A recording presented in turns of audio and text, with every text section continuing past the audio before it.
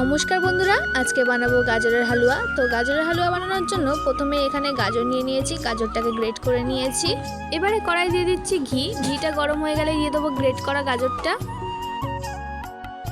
তো ঘিটা গরম হয়ে গেছে, এবারে দিয়ে দিচ্ছি আগে থেকে গ্রেট করে রাখা গাজরটা। এবারে গাজরটাকে খুব ভালো করে ভাজা ভাজা করে নেব।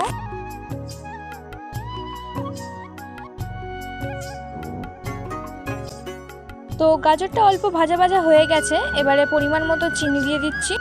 তো এবারে গাজর আর চিনিটাকে খুব ভালো করে মিশিয়ে নেব।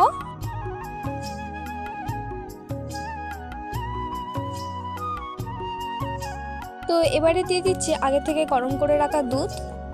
এবারে গাজরের সাথে দুধটাকে খুব ভালো করে মিশিয়ে নেব।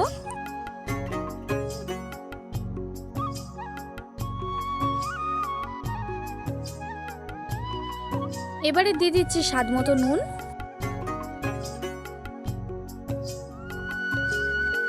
দিয়ে দিচ্ছি কাজু কিশমিশ।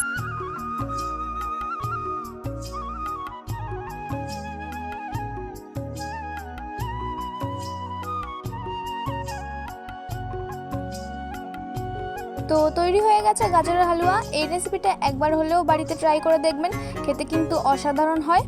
তো ভিডিওটা ভালো লাগলে অবশ্যই লাইক কমেন্ট শেয়ার করে দেবেন, আর চ্যানেলটা যদি না সাবস্ক্রাইব করা থাকে সাবস্ক্রাইব করে দেবেন।